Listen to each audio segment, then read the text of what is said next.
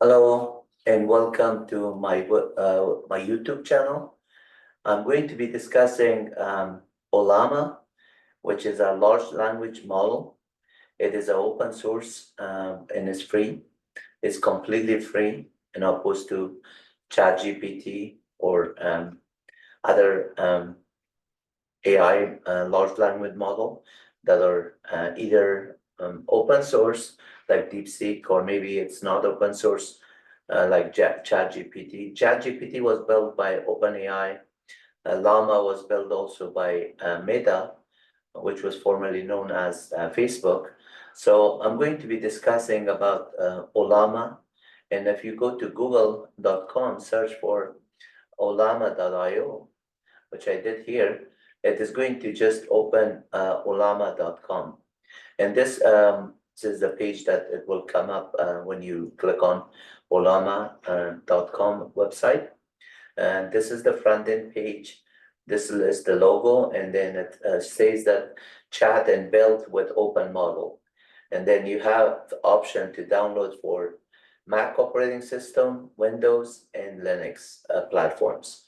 When you download the software, basically you get like a command line AI for large language model, which I'm going to demonstrate how to use it and how to use different models. So if you notice that on the page, the main page, you have this logo, which is this one, then you have models.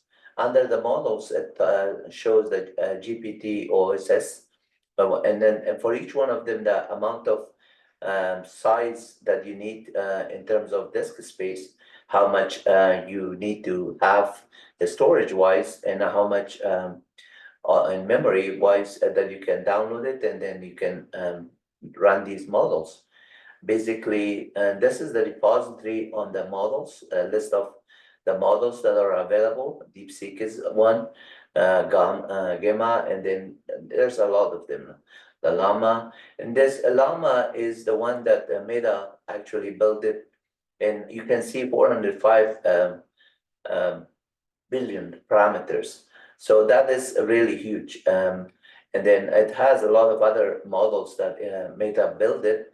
However, these ones sometimes, because like OpenAI, if you go to openai.com, this is the company that built ChatGPT, right? So if you log in and then you do search it, all of these ones are running for free. At the same time, they have a account that you can just build it and then pay for it, pay the account also. And then for the Ollama, everything is free because you can do it on your own computer. Locally, you can run these models, install it, download it, and run it. And from the command line, you can interact with it and get the question that you want instead of logging in on the internet. You don't have to be on the internet to use Ollama. That's the very nice part of it.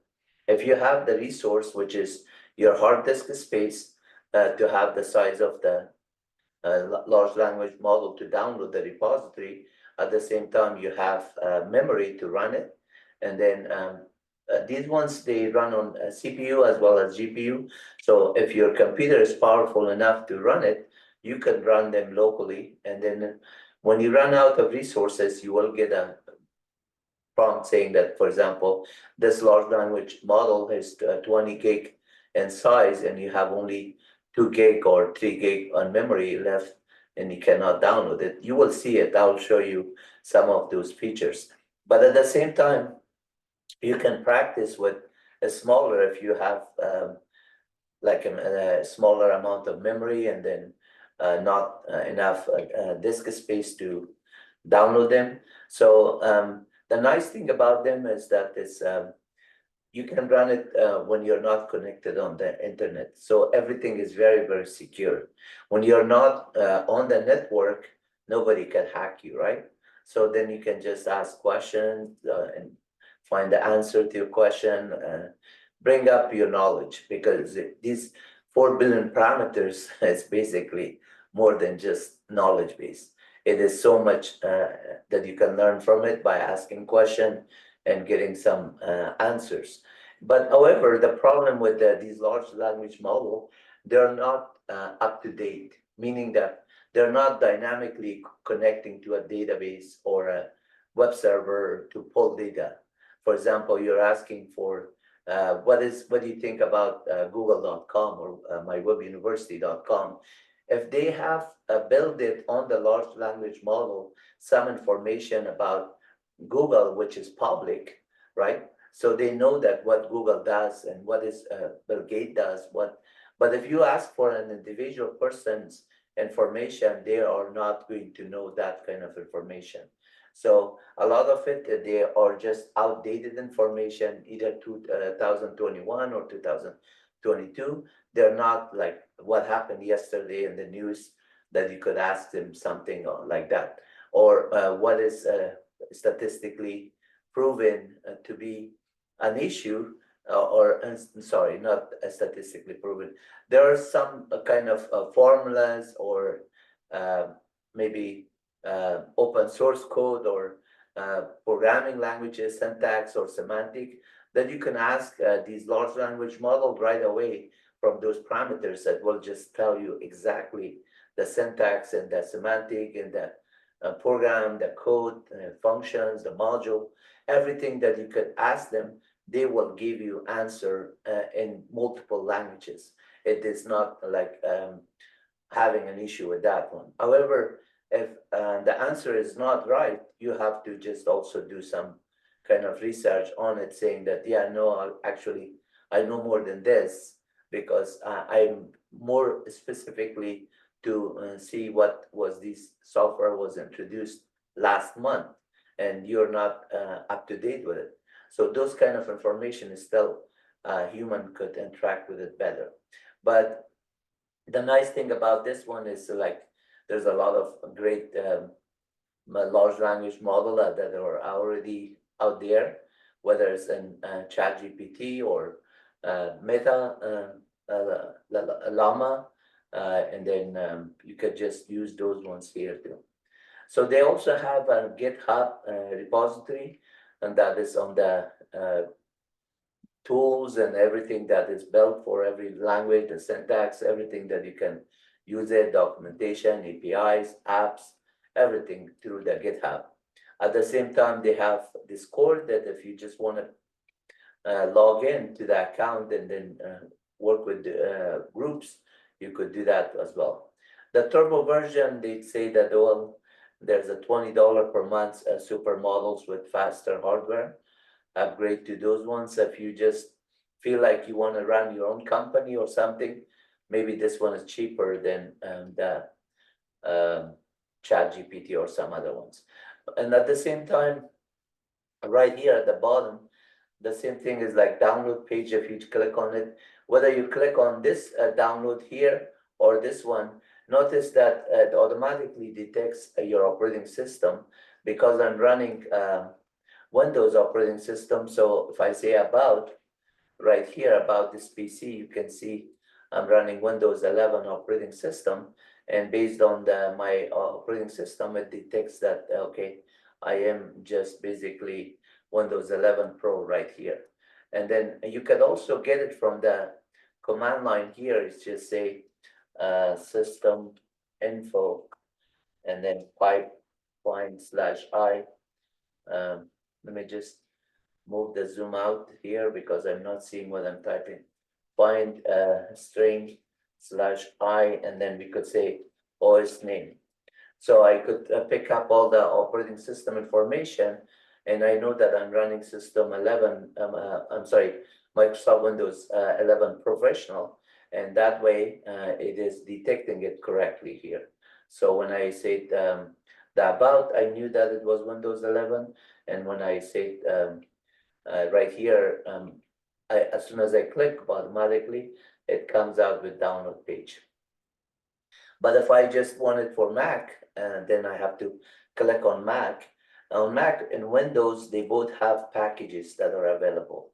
Notice that you click on that Mac, you get package. On Linux platform, whether you're running a Fedora distribution like Red Hat or Rocky or Linux Ubuntu or something, you have to make sure that curl is installed, and then curl is to say that download this one, and then at the same time run Bourne shell on it, the output of this one, and execute it and install it for me.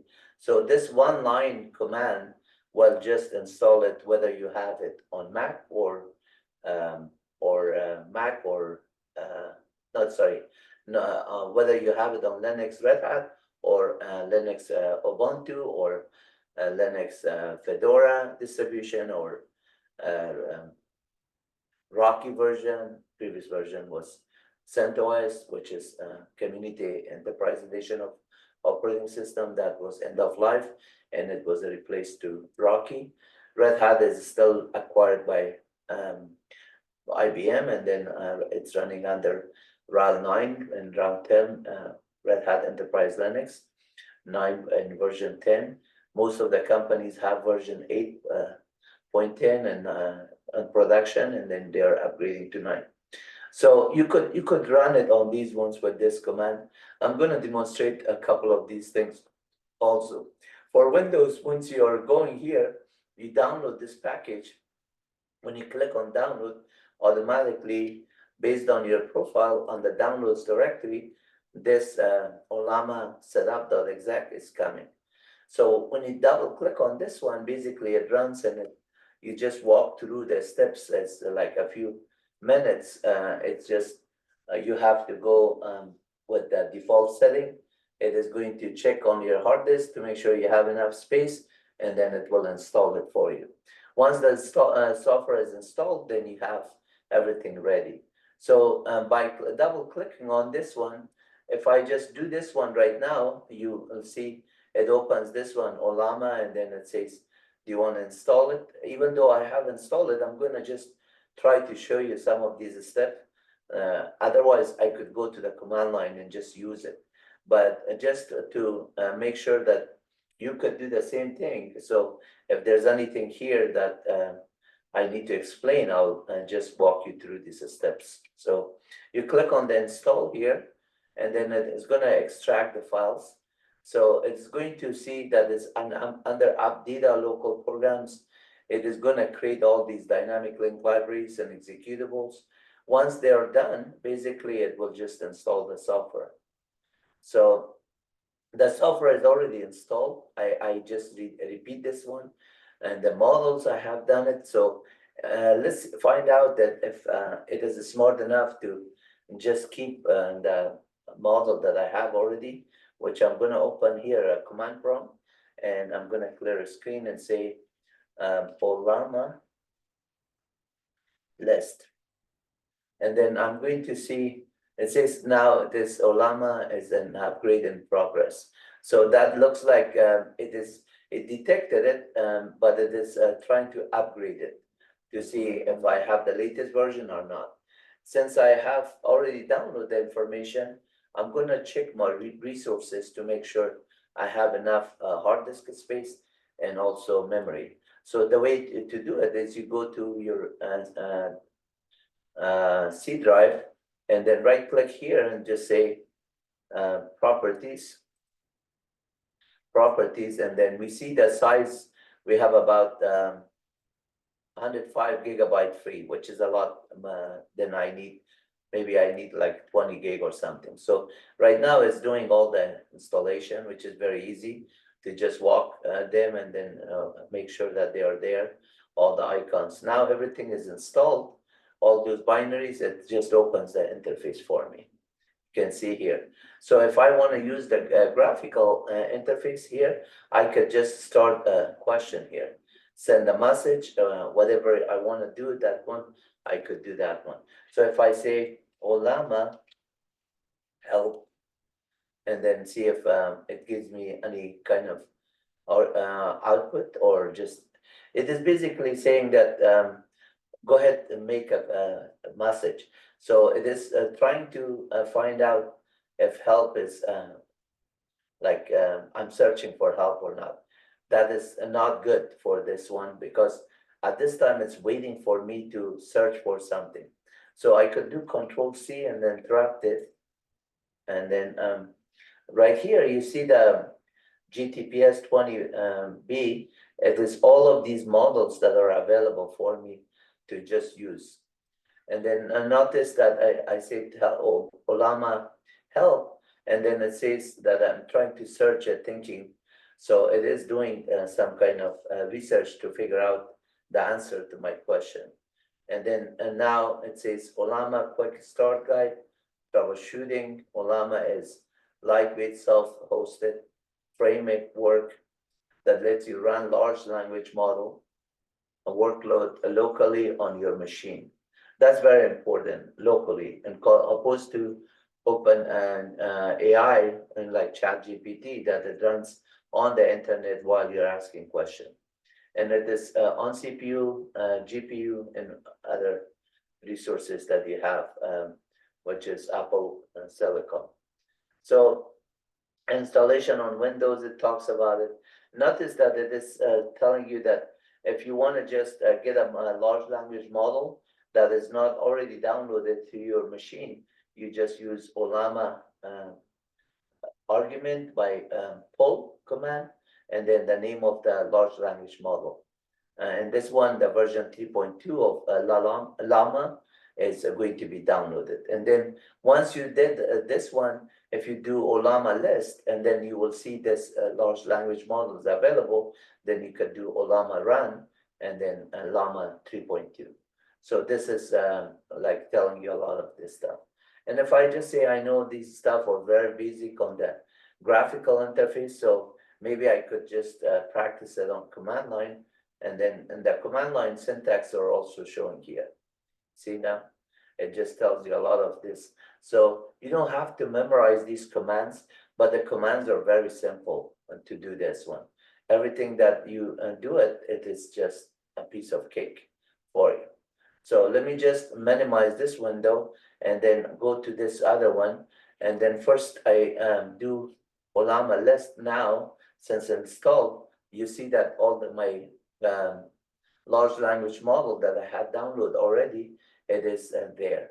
So I'm going to maximize this window and then bring this zoom on the bottom. And I think that's good enough. So you can see here, the first time when I was doing the installation, it just says upgrade in progress. But now the upgrade completed, this is Ollama is the binary that you're running the commands.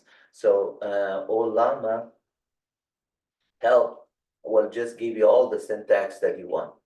So if you want to serve it, start the Ollama, create a model, show information for model, run to run a model. Once you kind of pull that model, then you can run it if it's locally.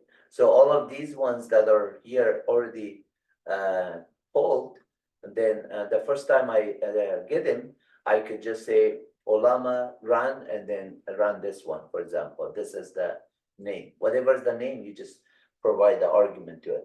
At the same time, if you want to, when you run it, if you want to get the parameters information, you could pull and show those information as well as get the process or remove the package if you want to do it. So let's get started with a couple of these commands. One thing that is funny, if you just forgot what was it called, Ollama, because the problem is that a lot of these names that it comes in, it is a large language AI model for the meta AI stuff, but you might forget the syntax of the help, or you might forget the name, what was it, Ollama or something else. But if you forgot Ollama, think about Obama, right? Obama, right?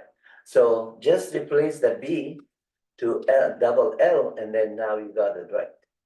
So and from now on, if you associate Ollama with Obama, you will never forget this large language model. And that is funny, right? So that is how you remember the name.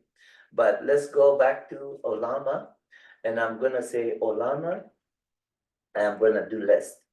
And then I forgot the A here. So you have to type it correctly, which I'm going to do this one, and then see it. Now, notice that if each language model that is there, it is telling me that, okay, I have those ones, but if I want to just show information on this one, like I say, Ollama, show, and then info, at this time, no language model is running. Or if I do a PS command, for example, I'm not seeing anything. So when you do a show or info, it says that no model is loaded. So I want to load this smaller one, but before I do load this smaller one, let's run the memory command and say system info, and then instead of this one for find string, I'm gonna say show me my memory. So on the operating system, on Windows, you can run system info. On Linux, you can say meminfo, and then top, free, and a lot of other commands, right? So right here, we're just using system information, find a string, memory, mem is good enough to match the string. So it says my physical system is 32 gig. And then how much is available is 7 gig, the rest is used. And then there's a lot of virtual memory. I have 49 gig max size. And then these 49 gig, sometimes because of the heap size, could grow on the virtual memory. And then also you have swap space that could come and go from the hard disk, but memory is based on physical memory, and the virtual memory is memory that is coming on the system as a result of heap size growing and shrinking. So the virtual memory, once you turn off your computer, it doesn't exist. It's based on virtual. It is not real, right? But the physical memory is real. This is what hardware-wise I have 32 gig. So from this 32 gig, now it says virtual memory is this, how much available of physical memory I have after operating system is loaded and all these applications that I'm running, all of them, if I go to the task manager, for example, task manager, and look at system performance, like you can see processors, performance for memory, all of the things that are loaded here, all of them are showing on memory how much I have, 24 gig and 7.3 gigabyte available. So all of that one with virtual memory and everything else is there. At the same time, CPU wise, how am I doing in terms of performance, and disk wise, how am I doing on IO? All of that information, network, how I'm doing. But because I'm running everything locally, in this case, I'm not worrying about Ethernet cable or wireless cable or anything. So all I have to make sure that when I load these models, I have enough memory, and then I have enough space to just download the repository or library. So in this case, I have enough. I'm going to just load this smallest one. And then the way to run it is say Ollama run, because I already did that one. So I'm gonna give the name of this one. You don't have to type in the latest, but it's good to just make sure it is unique. If you have Ollama 3.1 or something, you could do Ollama 3.2, and that's good enough. Now it is already saying that it's run, and then it is waiting on the Python prompt. It says send a message. So at this time, you know that this is basically it's open source, but a lot of it is built on Python. Python has NumPy modules, it has pandas modules, it has the TensorFlows, it has a lot of modules that you can build all these stuff. Of course, you can do a lot of these one in C++ and Java and other languages as well. But Python is one of these languages that a lot of these models are built, because Python is also open source.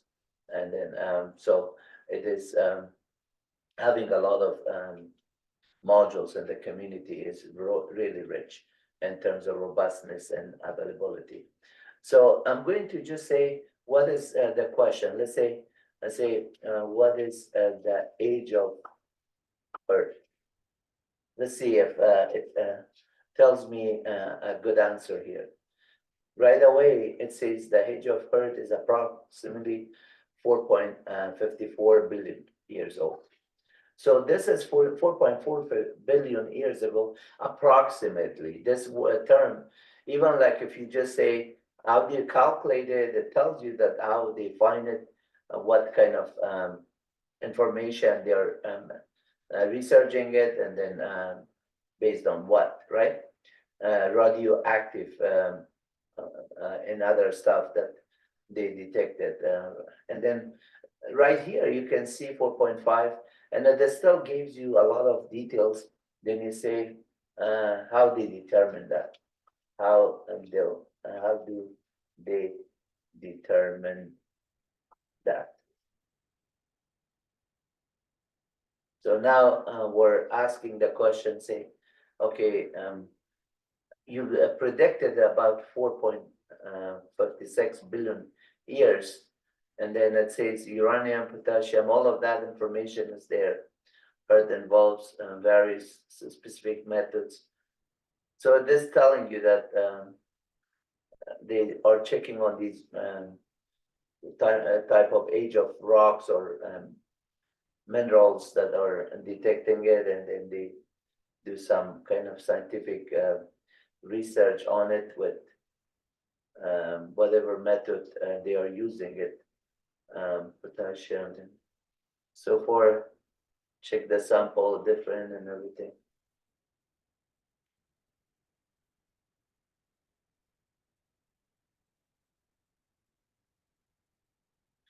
I'm gonna say, how do they know? So like that might be a better question. Sometimes you have to make your question specific so they know that what you're asking for.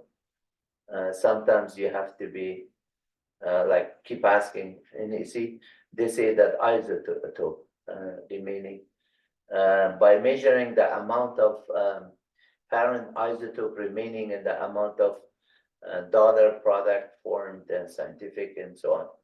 And honestly, I'm not a scientist. In that terms, I'm a computer scientist, but this minerals and other stuff is above and behind my knowledge of how they determine that one. So I'm gonna just say, okay, great, that's good. Let me just find another question here. So I'm gonna do Control-C to stop it. And then when I just do Control-C, basically, you have to stop it. Otherwise, it keeps reading parameters like robots, right? Look, it just keeps going. And then you could also say in shorts, what is the age of Earth? That way you get like a 1-line or 2-line command. That age of Earth is estimated about 4.5 billion years old. And then you say, in short, what is the age of universe? So if you just ask that one, it's like 14 billion or 13.8 billion years. So that is a very good answer, very quick. But these are still approximate, right? Nobody knows exact one. 13.8 billion and 200 millions and this many months and this many days and 2 seconds. Nobody knows. Only God knows the detail of it. And then God knows exactly by nanosecond. So that is the difference between these AI stuff that are built now and then the actual creator who created the universe. He knows everything. So it's all powerful, all knowing, at the same time, all merciful. And then, so we are looking at the large language model. And then at this time I say, can you write me a quick Python program to calculate 2 numbers, right? So now if I say, go ahead, write me a Python program, and then it just says def add numbers, it gets the parameters num1 and num2 and return num1 plus num2, and then def subtract for subtraction, and then if you want multiplication, you just change the operator here, and then the name of that one. If you do division, you have to make sure that there's an exception for floating point errors or a division by 0. So this is all just giving you that one, and then you say now make that as a lambda function. So you can see here that it's really cool. This 3 is code is saying that Python, this is like common section, and this is sum, and then lambda x comma y is the parameter, x comma y, and then lambda is a function that does not have a name. So then you could just return it to this sum num, and then sum num, you could just pass the argument to it like they did here. So this is really good. Now I say, please write me a function to add 3 numbers in PowerShell. So yeah, you could ask it in any language, and it's right away. It's gonna write in PowerShell. The syntax would be there, and then yeah, it's not just that. It is just very, very powerful. So if you just say, write me a function to graph something, or write me a function for chemistry formula, or mathematical formula, or calculus, you can ask any question here, or just ask general question. You could get the answer here. You can see here that it's there. And then if say, for example, I was saying, can you write a Python script to say a string to read, to echo or read any actually to text to speech recognition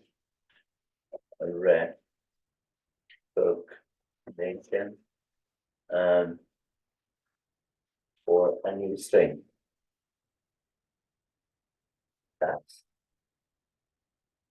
So you're just saying that text to audio and Google text to speech, you can see text to speech is the module in Google, which was written by Google, and then right away it tells you the syntax and then the function. In fact, I have already written program like this that I did it for MyWebUniversity, and that is translating these ones. So you can see here, if you go to mywebuniversity.com, right here on this page, and then I say the direct path to Linux Ubuntu, and then here I have written about 15 chapters to just teach people online Linux and Linux Ubuntu.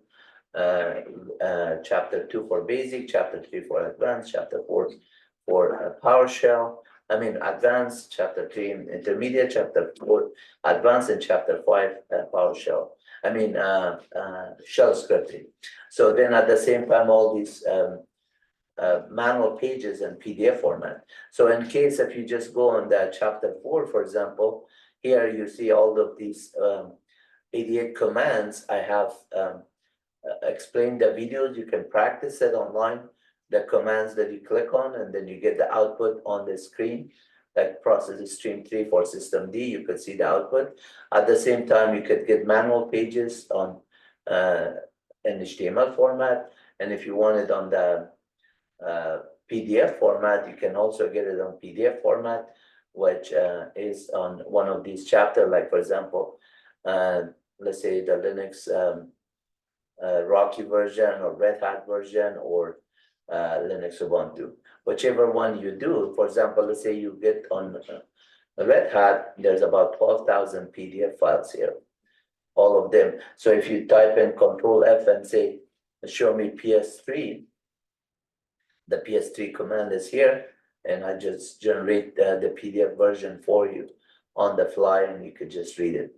But what I wanted to show you on the text-to-speech, if you go to any of these chapters, and then right here at the bottom, I built a Linux technical documentation for about 66,000 PDF files that are for Red Hat, for Rocky, for Linux, Ubuntu, for Windows 11 PowerShell and Windows Help. If you click on Windows Help, for example, you say, well, that's great for 88 commands. Notice here the text-to-speech. If you click on the make dir command, this is the PDF version. But at the same time, if you click on the audio version, then the audio version, the text is shown here. So all of this information that you highlight here, you can creates a directory, mkdir, drive, pathmd, drive, path. If command extensions are enabled, mkdir changes as follows.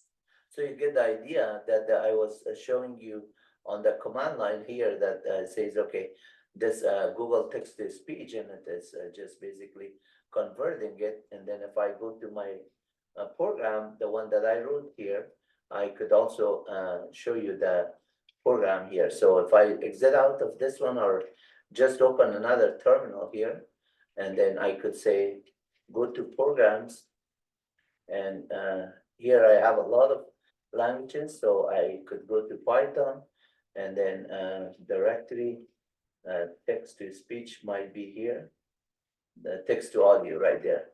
So cat text-to-audio .py, and that's the program.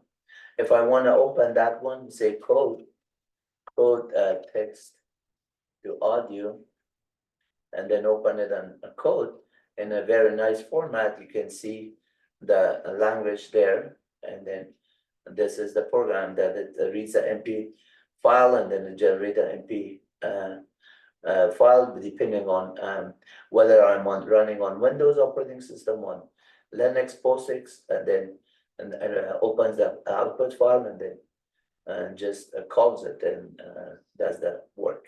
So this was an example here. I'm going to close this one, and let's come back here and do more on this. So at this time, if I'm done with this one, I say clear.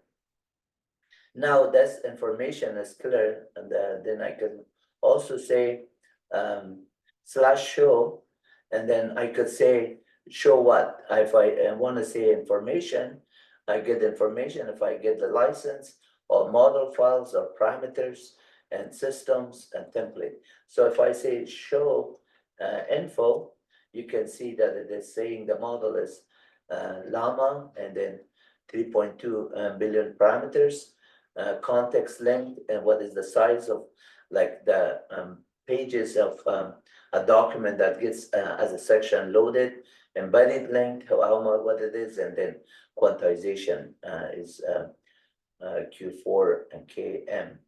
And then each one of these ones has like a quantity and size, and KM, I don't know exactly what it stands for, but we could just look at, like, for example, show /show, and then we looked at information already license. So the license information is a lot more information here. It is giving us, so /show, and then let's say /show model file.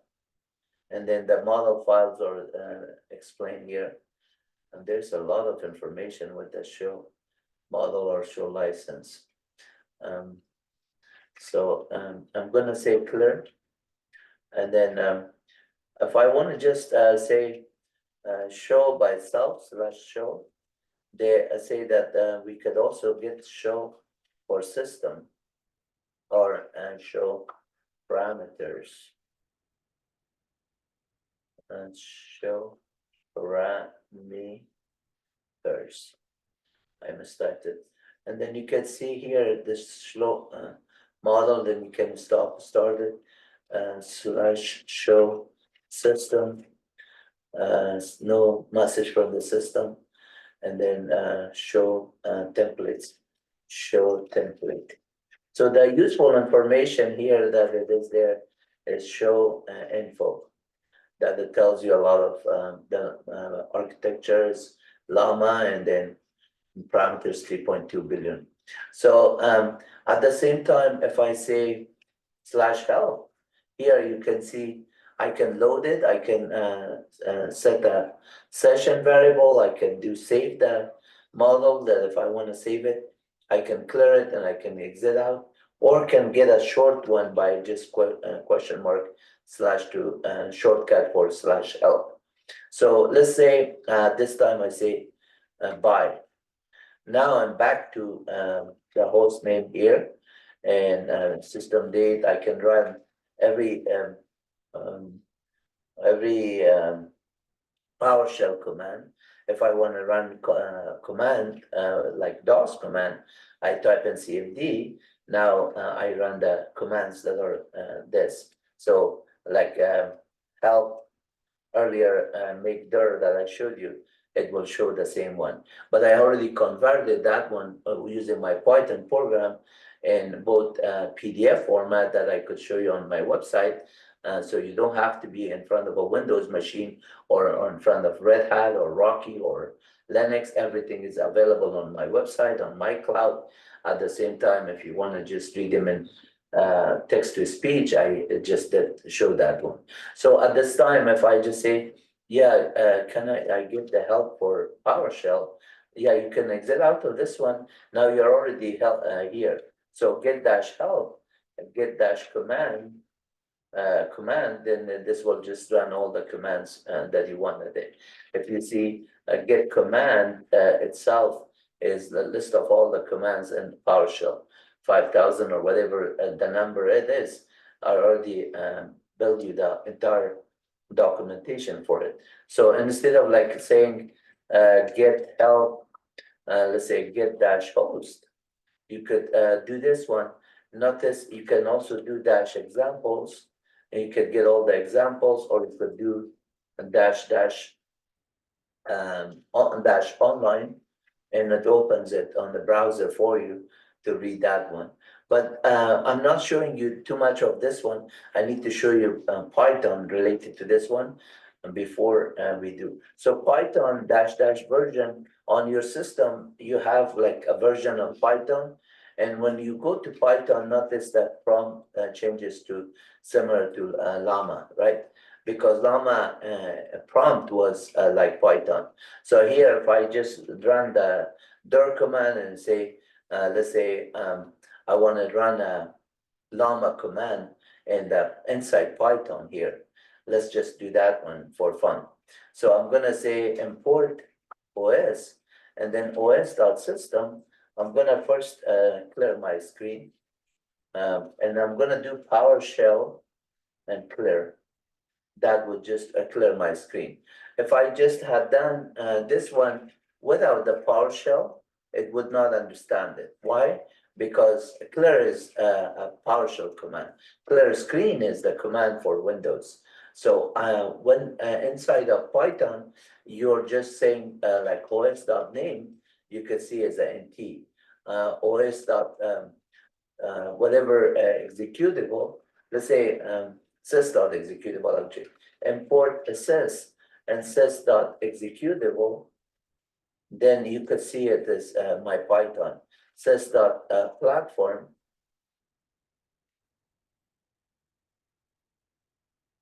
is Windows 32. Sys.path, it tells me the Python 3.12 binaries, right? Sys.version, it tells me the version of Python. Sys.version info, it will tell me that. But then if I want to get like a PowerShell version, I could say os.system and then say, I'm sorry, Python version --version, that one I can get it from the model. I can get like, for example, Node.js version, you could get it. NPM, anything that you have the binary installed, you can run and get the information here. So at this time, if I say, give me the PowerShell version, how do I do that one? Easy. Inside there, I say PowerShell command and get dash host there. So now the get dash host. If I wanted the version, then I write this one as an object, and then you just say, this is the object dot version, and give me the version, major, minor, build. That's like a hash key value pair. Key value pair meaning that the key is version, and then another key is major, and then the value is 5. The same thing, major, minor. So minor would be, value would be 1. A key value pair. So if I say, give me the revision, then it would say 460 B or 68, and that would say. But if you want the UI, for example, here, UI, then it will give you on that. So there's a lot of information here. If you just don't want any of them, you just get that one. And then here there's a dot tab. If you just say U tab, at this time, because I'm inside OS module, a Python module, it does not tab it properly. So for example, if I say similarly to like node and then run the command here, and then you could just say os.module. Let's see, os.cpu info is the function. Can I do that one? Yeah. CPU info. So cannot find programs code CPU info. Because it did not run the node, it did not do that one. So I'm going to just show you quickly here. Get out of Python, quit here, quit from Python. Then I say run node, and then say os.cpu info. Now inside this one, it will run CPU info, os.cpu. Oh, not CPU info, CPUs, and that was there. User info is there. So all of these modules are there. Remember, I was showing you the tab. So if you do this one and tab it, you can see all the list of functions that are available within a module. So maybe inside Python could have also worked, but I tried the Python one, I think on the other one. Yeah, the sys module, it did not do it, but let's try it inside Python to make sure that I'm gonna exit out of this one. Notice the syntax a little bit different. So import OS and then say os.system. I'm gonna say function module name node, and then os.cpus. If this one works, that is great. No, it doesn't. So you have to be inside the node itself to not get an exception here. And that is the trick here. But getting out of here, why did I come in on Python? Oh, because I wanted to do this, os.system, clear. And then now I do a clear screen with PowerShell. Or you could do a clear screen. Let's say I'm going to do a PowerShell. Let me just move that one away so I can see it on screen. Now PowerShell, and then my command was like, for example, dir command or a get child item. Since I'm on that directory, I could say instead of the dir, I could say pwd to see where I am. Now I'm on the Windows PowerShell 7. So I'm going to try to cd by itself to see if it changes changes my prompt to the directory. It did not. So I'm gonna do cd to, and instead of this one, I say cd to C column. Okay, it does not change it. Even if I do a get a location, get dash location, it does not do it. PowerShell detected a line unterminated string and there. Let me see if I'm typing it correctly first. PowerShell, and then I say pwd. That's a valid command, and it doesn't do it. PowerShell's always missing. Did I do that or no? Yeah. So let me say cd change directory to c colon slash.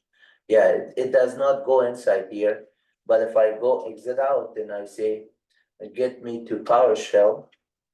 Sorry, not PowerShell. Yeah, I'm already there. So cd to c colon slash, and then it's gonna take me there. If I say it's cd, go to my profile, then I say get child item directory, it's there. 3 command, it is all of this information there. So with these information, sometimes you can get other commands. I don't want to play around with this one. I want to just get back to Python, and I want to just show you, like if I want to say Llama information from inside Python, how do I do that? Import OS module, os.system, and then now I'm going to say Ollama, Llama list. See if the command runs or not. Ollama is not recognized. Ollama, well, I missed the A. Now it does work inside. So inside Python, I could do the same thing that is there with these function calls. And if I just want to run more than one command, I could also do it that way. What do I mean more than one command? So at the one point, I could just say, let's create a comprehensive list. So I say command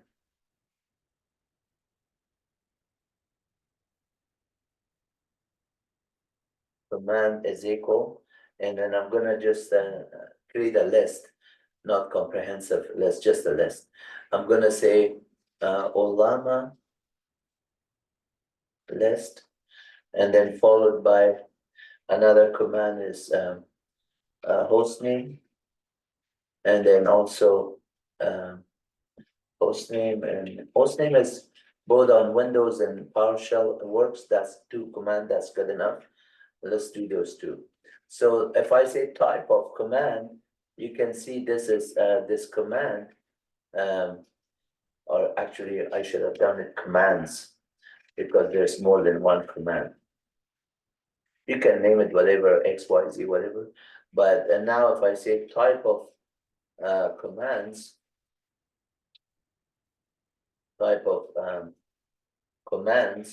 this is gonna say this is a list, right? So I say that structure is data, the data structure is a list. I say for a CMD and commands, write a for statement to just run os.system and then just do CMD. Just print the CMD here. And basically it's going to run those 2 commands as we want there. And why am I showing you this? Because a lot of things that you could do inside Python, you could run these ones, and then maybe on the Python, you could install a module and get some information. You can practice a lot with it. But let's get back to the examples that I want to show you more on this one. So I'm going to exit out of here, and let's just go quickly to Ollama, and then list. And you can see those are the list, right? At this time, I could just load this 13 gigabyte and other ones. And since I have system info memory information, it is just a lot of information that I have here. So how much memory is left? 19 gigabyte available. That means I can load this one too. So if I say, I want to load that one, I could say Ollama run and then GPT-OSS colon 20B. And that's 13 gigabyte. So it is a large language model that is really huge. And then you say, well, how do you know these names? Just go to the website, like I did here. On the website, when you go to models, you will get a list of them here. And then if you search for them based on like, okay, show me anything with Google, you could see that that's a string that matches Google is there. If you say, show me something with JavaScript, just say JavaScript, and then there. A lot of this stuff is there. Node.js, and then there. So a lot of them related to Python. You can get all those large language model and the scripting language or the programming language that are used or this, and then you can get that information.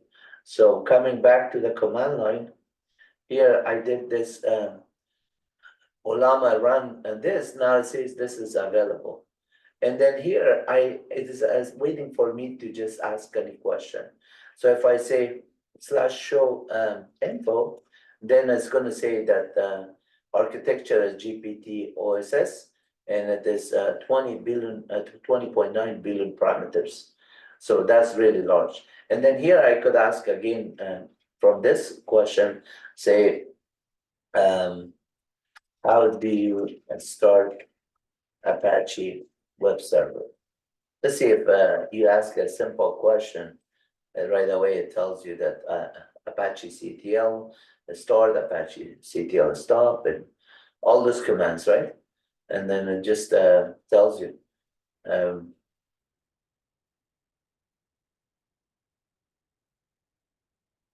And then, so systemctl start Apache is that right command on the other one. On the older system, you could use services.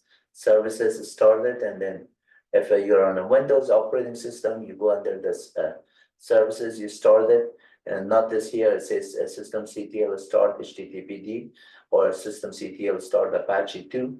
That is for Red Hat systemd servers, and on Ubuntu also you could do systemctl start and then followed by the name of the Apache or HTTPD.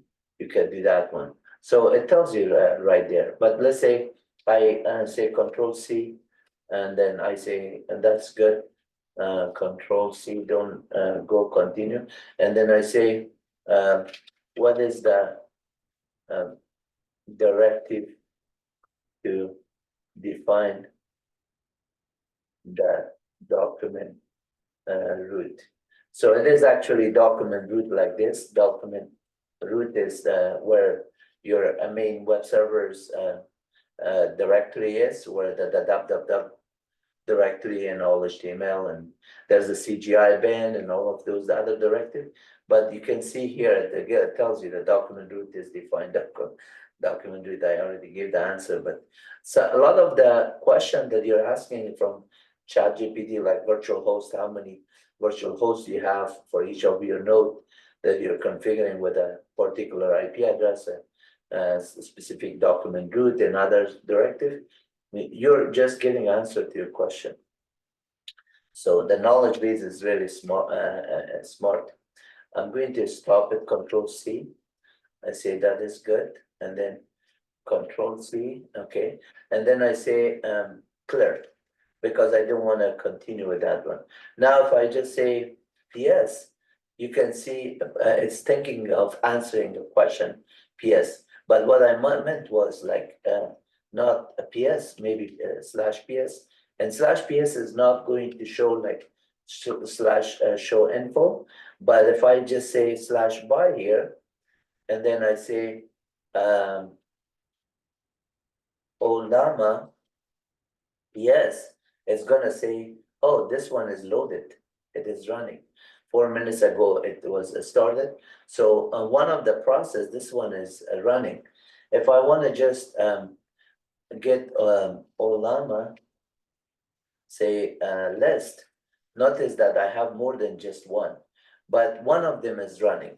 So if I want to stop that one, remember that Ollama help was giving you the stop command. And then you can see the stop command is there. Run was another one. So I could say Ollama PS, and then I say, oh, this one is running. I want to stop this one. So you say Ollama stop, and then just give the name here.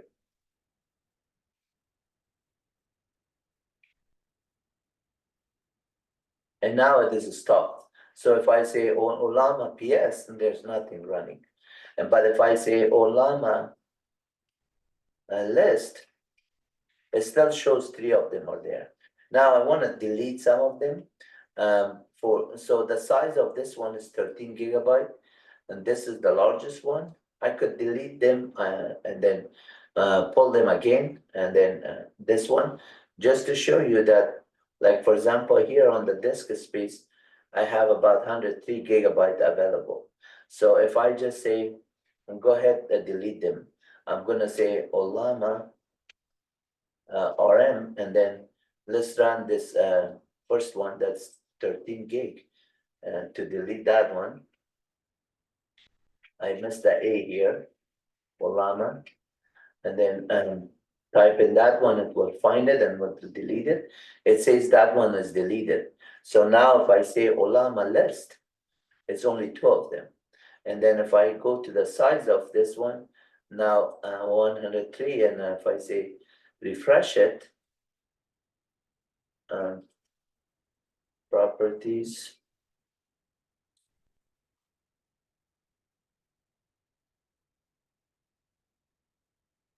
and it is 115 gig. The 13 that was deleted, it is grown here. So this one, it is not refresh here. I could just click here and get this screen refreshed, and you see it's 115 gig. However, if I go back to the command line and say clear screen here, and then I just run the list again, I say, let's delete this 2 also. I don't want any of them at this time, because I want to just show you on another platform as well. And then I'm going to say Ollama RM, and then say DeepSeek.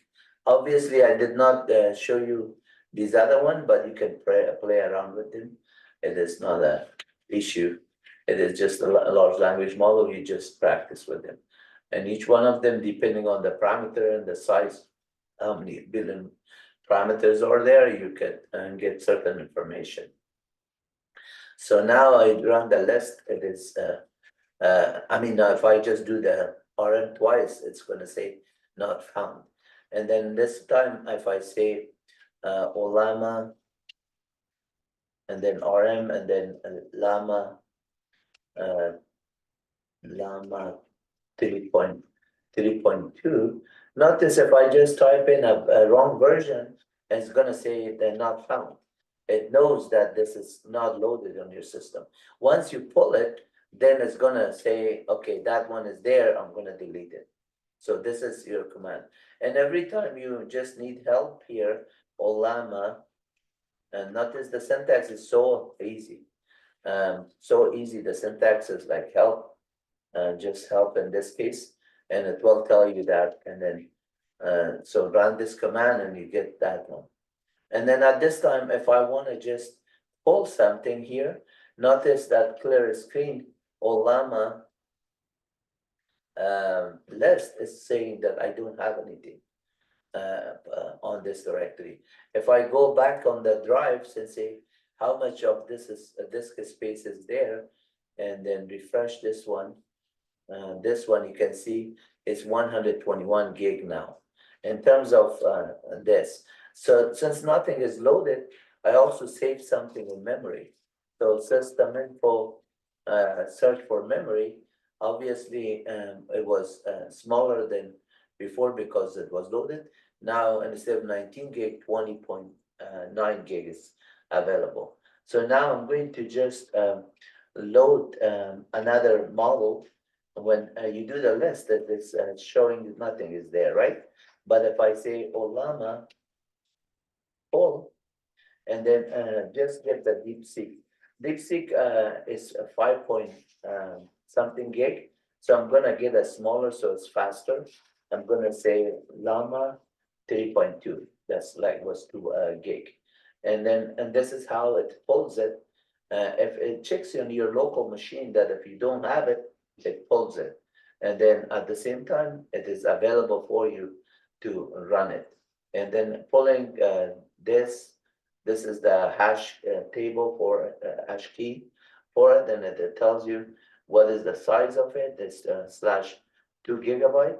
You can see the total size, and then how much is done already, and what is the progress that shows you.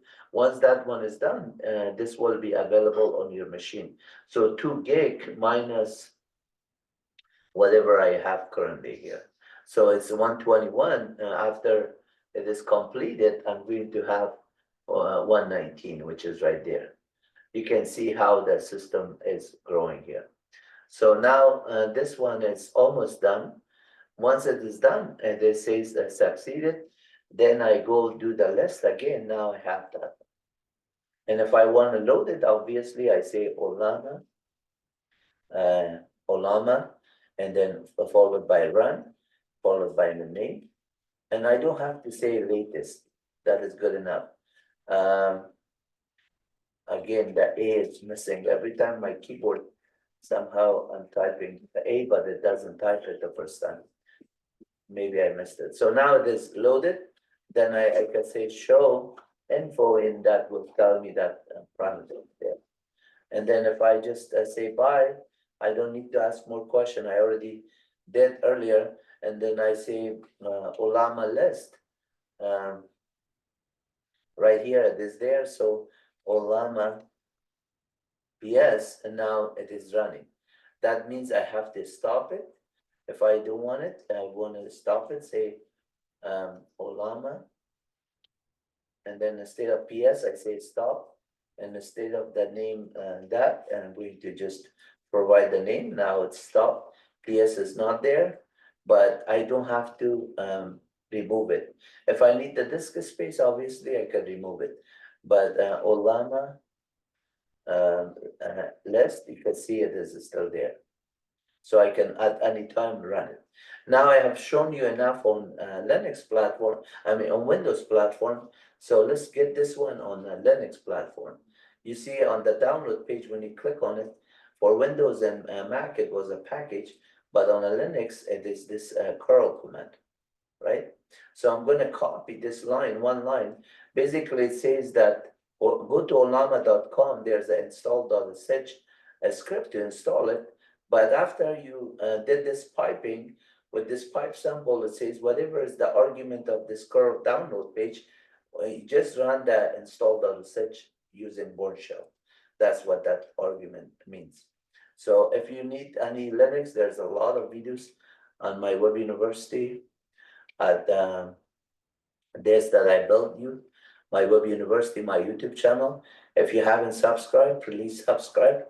I have thousands of videos. When I'm saying 1,000, it is about 1,000.8K video, 1,800 videos, and that are on all topics: Red Hat, Linux, Ubuntu, Rocky, Solaris operating system.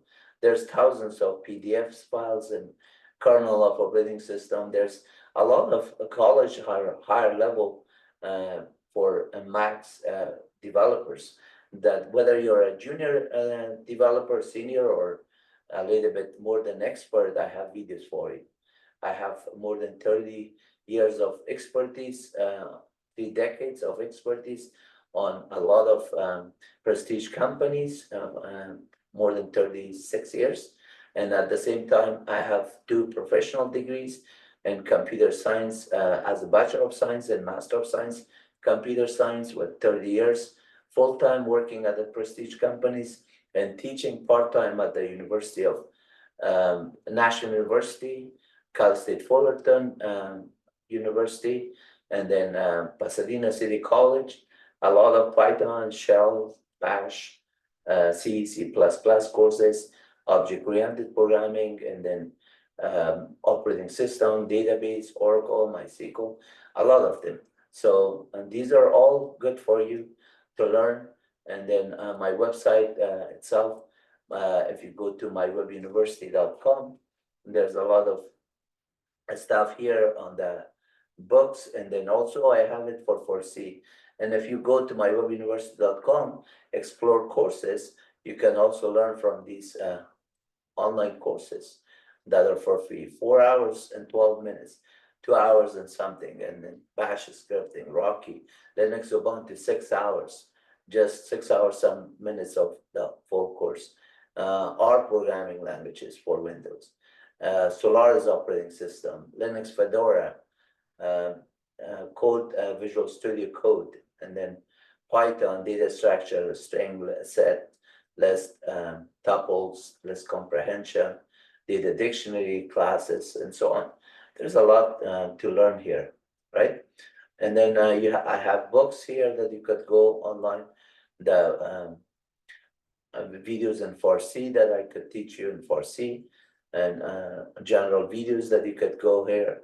And then for each of the playlists that I have, whether you're running learning from MyWebUniversity, best of 2023, and the direct path to shell scripting, the direct path to SQL, MySQL, my structured query language, MySQL database, the direct path to Linux Ubuntu, the direct path to Python, Oracle Sun Solaris.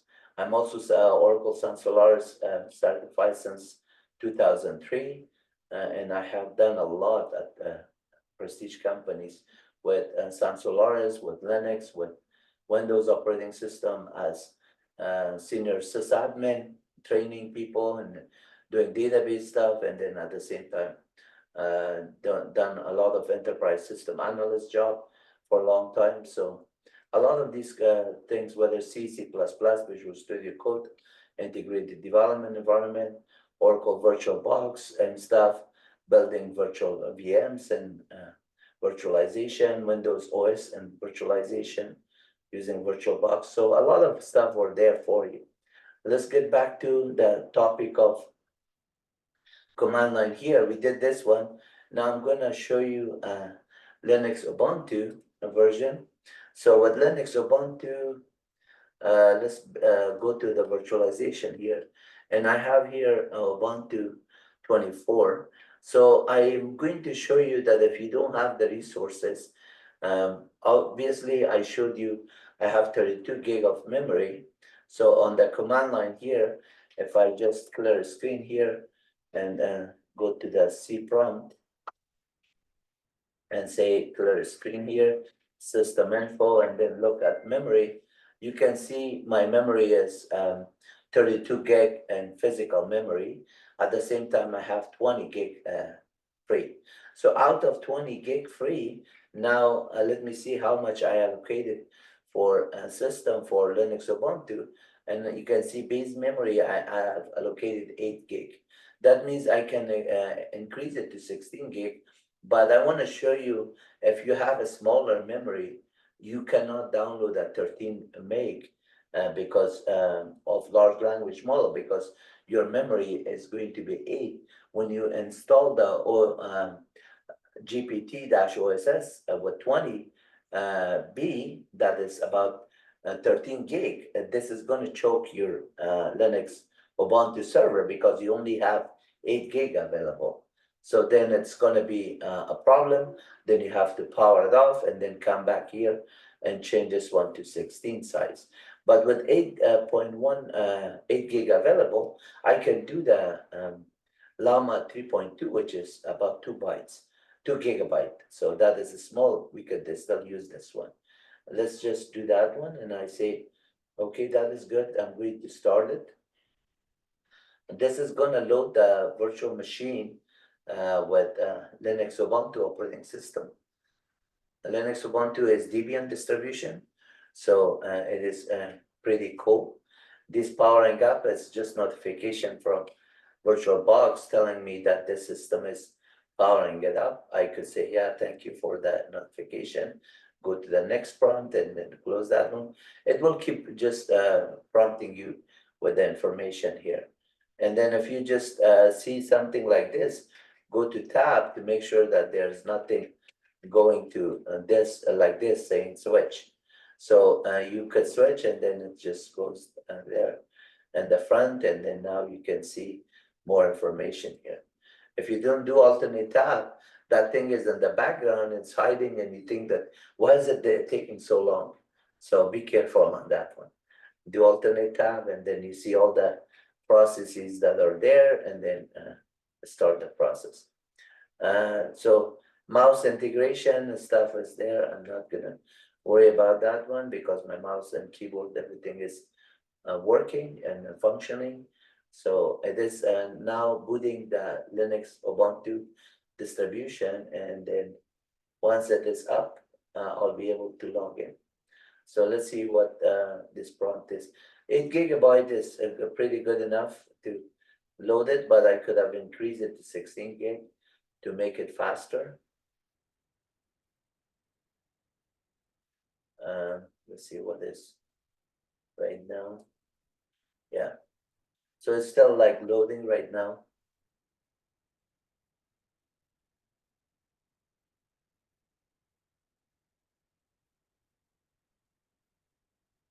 It's taking longer than it should. Yeah, I'm not gonna wait too long for it. I'm gonna stop it. I'm gonna say, let's just change it to 16 gig. We give it more memory.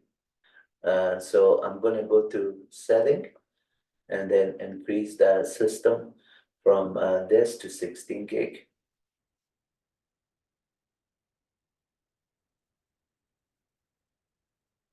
That's good enough. And then I say, okay. So now as I started, it should load faster because with more memory, it's gonna load faster. And then we have a space to just use the other one also. And then this switch comes in, and then now this is starting with a virtual machine. Let's see if it is loading fast or not. Auto capture keyboard, that's fine. And this is your prompt that says what is happening right now. Mouse integration, that's fine.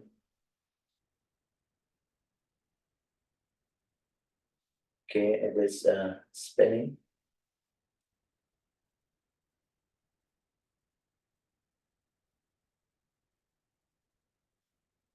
So you have to have some patience because of your resources.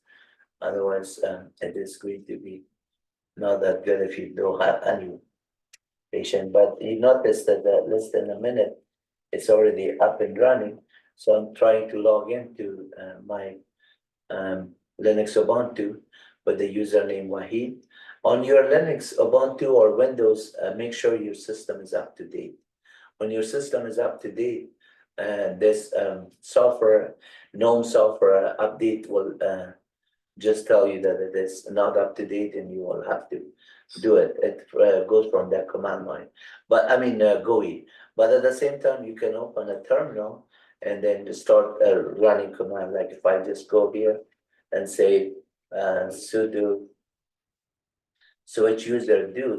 Sudo does not stand for super user do. Somebody said this super user do. It is not. It says switch user do. So meaning that switch user do and then do something. Now if I say apt update, it will just try to prompt me for my system update for password. Since I have done it already, it's gonna go through that one. I did it earlier, like an hour. It's gonna just detect it to say, yeah, your system is up to date and everything is good with it, and it will just right now it's checking basically. Once that checking is completed, and then it will tell me my system is up to date. You see that? And it says also update with less dash dash upgradable. So I could also do that one, less dash dash upgrade. I could do that command to just say, show me what is upgradable. This is telling me all the upgradable, but at this time, if I just run this sudo update again, it says your system is up to date and we already checked for it and you're good. You don't need to do more, but I could do dash upgrade to upgrade it. So at this time, I know that is there. So if I say which curl is there. If curl was not installed, which originally this system did not have it, so I could say sudo apt remove curl and then apt install afterward, right? But it is already installed. And then if I say, do I have Ollama? I already did Ollama installation. So if I just say which Ollama, it's gonna say Ollama is already installed. That is good because it is the binary is installed. I could say apt list. It gets all the list of all the packages, and then I could also say apt list and then grep -i Ollama. And then I could see if Ollama package is there. Command line stable, Ollama. Let's say if I just say Ollama this, apt list Ollama, listing done. And then if I say snap list to see if it is coming as a snap, I could say snap a list, show me all of them, it is there. But Debian PKG-L, it also Debian PKG-L lowercase, it is just giving you. And then if I do a search for Ollama, and it says that no path found. Let me just do -L. It is contains this one and DPKG, not DPKG, apt list. Rep -i Llama.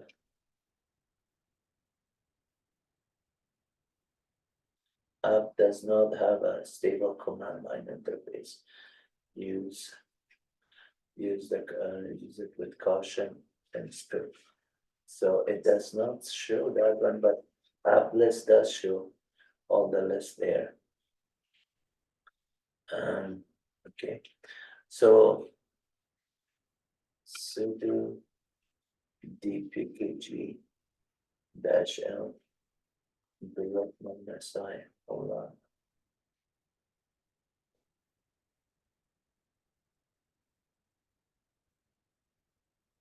RPM -ka direct -i Ollama. Install RPM. You could install sudo apt install RPM and to just install RPM. So I'm installing RPM to see if I can find it as a package of RPM. But because it is actually a shell script, it is not coming as a RPM. So this RPM is there.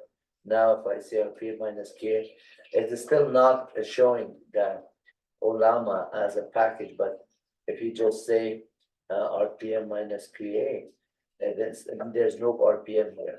So what I need to do is on this one to say Ollama is already installed.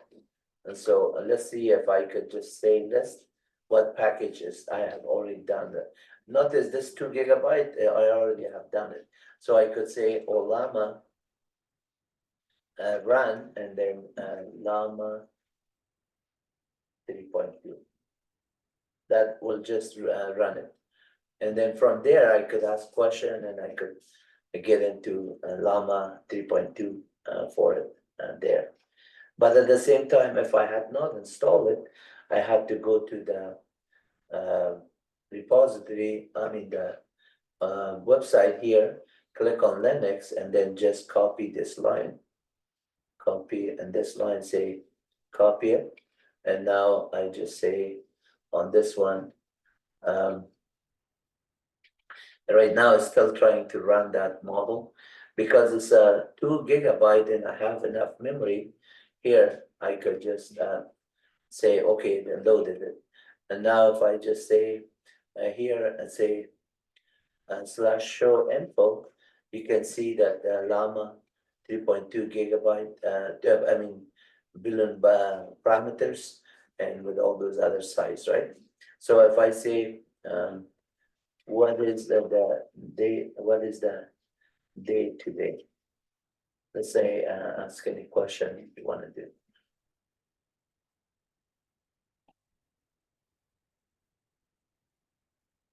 It's really nice. It's a large language model. I'm a large language. I don't have a real time access to the current date. Oh, nice. So that information is something dynamic. It doesn't have it. So what day it is today, and then you can check the current date and time. Obviously, I could do that on with the command. So some of the information that they are a large language model is not giving you the current information, like what is happened yesterday, or some freeway that is jammed. What is the news on that? It does not tell you. So I'm gonna say Control C here and say, let's ask a question that is a formula that it should know. What is the formula for benzene? So let's see, C6H6. I don't know chemistry that much, but in high school I took chemistry classes, and in college I took it too. C6H6. Yeah, that's right. So that's the formula for it. And then now you can say draw the structure of benzene. If you want to just do that one, you can ask him ring shape and all of that. Let's just ask him that question. Say, can you draw the structure of H2O?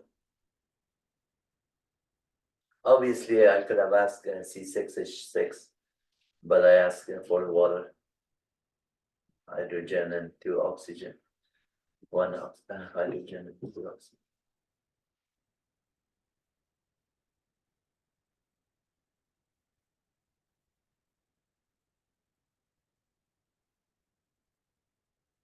Yeah, 2 molecular formula for water is H2O.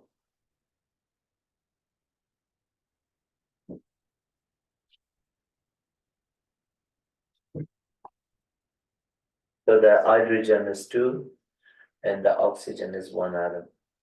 And then similarly, if I just wait a little bit, it is gonna do that one, but let's try and say, can you draw the benzene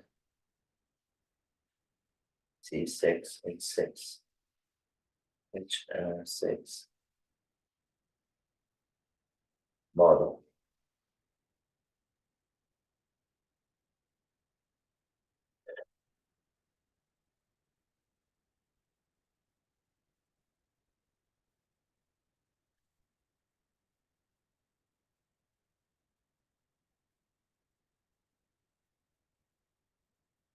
And you can see now it is drawing it for the C6H6. So it is pretty good in terms of what it can do and what it cannot do. But it is AI model, right? The nice thing is about it is you can run it locally, and you don't have to be on the internet, and you don't have to worry about security, and you don't have to pay for it. It's all free. And then you can do all kind of different models. You can even build your own models and just learn more. And then since it's written and mostly in Python, if you know Python, it's very, very nice to just play around with something like this. And then maybe you have your own company to generate and generate some AI stuff and some income also. I don't, but maybe you do. It's different people does different things. So I'm going to Control C here, and then say thank you. I'm going to say bye, and then I say Ollama, and then list. It shows that one. If I say show me the PS, it's there. I'm gonna say stop it because I don't want this process to take memory 2 gigabyte. Obviously, if I do before that stop, I say mem info, you can, sorry, free dash h, and then /prod/mem info. Mem info, you can see it is telling me the memory. If I just type in more here, the total memory is 16 gig that I have there, and free memory is 9 gig. So if I say free dash h and human readable free dash h, and then it says I have about 16 gig and 3.6 gig are used and 9 gig is free. But then I say Ollama. Remember, if you forgot about Ollama, just remember Obama and change the B to double L and you're good to go. You will never forget that. And then here, Ollama list, it says that that is there.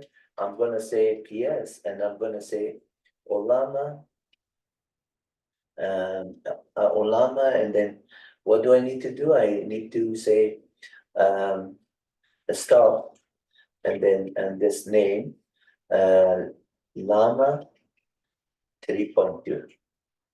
And then now do a PS on it. It is not running. And then now I run the memory command free dash h. It tells me that it is 11 gig free. Earlier I was saying 9 gig free. So this is how you know what the model requires, how much memory resources you have, everything. And if I just say, okay, which Ollama already installed here, but if I just uninstalled it or had not installed it, I could have just cut and paste from the browser this curl command here and just come here and say, paste it here. Actually, it is already done the argument. Let me see if I can copy this one. Say copy and paste it here. No, actually, I have to set up the setting. It is not done. So in this case, I could just type in the curl command and say curl dash f and lowercase s and then SL and then HTTPS. And the URL is olllama.com/install.sh and then the pipe symbol and the bourne shell. So this is going to just go on the server. And then you could see that it is downloading it. And once it downloads it, it runs the bourne shell. This could be corn shell, bash, or anything, but bourne shell is supported on all systems. So that's why they don't use bash. Nowadays, everything is bash or even ZSH on Mac, Z shell. But bourne again shell is a superset of corn shell and bourne shell. And bourne shell is the subset that every Linux or Unix supported. So even if you don't have the modern Linux or Unix, bourne shell is available on them. It's the first shell that was created. Then corn shell come in, then bash, bourne again shell, the C shell, which is C syntax like, and then the true C shell, which is enhanced version for C shell, and the ZSH, which is the superset of all shells, including bash. And so it has a lot of graphics, a lot of looping, a lot of themes and other things. I could make you videos on each one of those ones, and I might have already done it on one of the 1.800 thousands of videos, 1,800 videos. As a lot of it, and that I might have covered. So now you can see that it is installed already. Also, I could say which Ollama. And then this one is telling me that binary is there. If I say file user local bin Ollama, to see what type of binary it is, it says it's executable link format, 64-bit, large LSB, and then file executable. So it is for x86 64-bit platform. That means if I say cat minus n etc os-release, I'm running a Linux Ubuntu 24.2, which is a Debian distribution. You can see it's 24.04 long-term support, and distribution is Debian version. So, and that is there. Or you could also say uname-a, and it tells me that I'm running a Linux. If you say instead of A-O for OS version, it says GNU Linux. If I say -R for revision, the build version, it get it. And then the system is saying it's a Linux. So the machine type is x86 64, and the platform is also x86 64. What you were seeing on the Ollama file command, here you could see that it is x86 64-bit. That means I'm running on the right platforms. And then when I do it on other platforms, I could do the same thing. So if I just say, okay, great, it's already done, I'm going to just exit out of this one. And then I could power off this one and say power off from here. I could do power off. Let's see, on this one, I could say power. I could say log out and then say log me out. I could have done shutdown -G, -H, halt, or I could say log out and then also do a power off here. So this will be the same thing as shutdown -H now. So now the system is down. You can see here is power off. If I want to do the same thing on Red Hat platform, I have to spin off this one. Notice this one was 16 gig already. So if I just go to the system resources on this one, you can see it is 16 gig already, right? So that one is already going there, and then it says powering up the system. So again, this one comes in to switch, and I'm going to switch it. And I'm going to show you the option of whether you're running the Red Hat version or Linux version or Fedora version. Linux is Linux. And then some arguments and command line syntax may vary a little bit.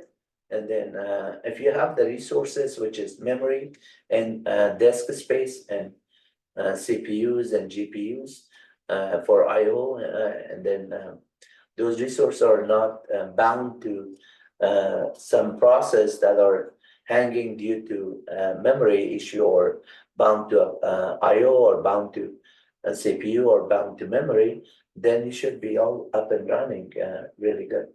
So right now it's Red Hat is booting. I have 3 accounts, so I'm logging in with one of them, which is myself, Wahidullah, or Wahid for short. My full name, Wahidullah, stands for Wahid means one, Allah is God. So when you're saying Wahidullah, you're initially saying that God, there's only one God, Allah. Allah is one, unique. So right here, now I'm logged on right here. So I could say click on the activities, and then right here, notice that I have under activities all these options that I can see all the software that are installed. Go to help and go to software, go to file manager, go to Firefox, or just open a terminal. I need to open a terminal to just run the commands. And notice here, I told you that a lot of the Linux commands are available here. So notice here, I say conda base. So I installed conda in the past. So conda list. There's a command of anaconda and conda. You could see that there's on the base, and then say conda exit. I'm getting out of the base now. Conda info. Get all the information here. Let me just see something here. So you can see here on conda, if I say conda list, conda list. This is my conda that's activated in my Python environment here. I'm gonna say conda deactivate, and then I'll get out of the base. Now I'm on my $. Prompt here, echo $shell, one shell. Yeah, $shell. Or I could say the echo I'll get env, get ent password Wahid, and you can see that is there. And in terms of $Wahid, I could say ID-UN $Wahid, not $Wahid, just the user Wahid, and then that would also give me that. So at the same time, I could use the backtick, and instead of this one, I could say backtick ID-UN, or it would work the same way. Or I could just write the name of the user, Wahid. Okay, so this why I'm showing you this one, cat minus cat slash proc slash meminfo, mem information, and then head minus 5. Let's look at the first 5 line. Its total memory is on 16 gig, like I showed you, free memory, everything. So I could say free command dash h and human readable. It tells me that it's out of the 16 gig, it is approximating to 15 gig, but it is actually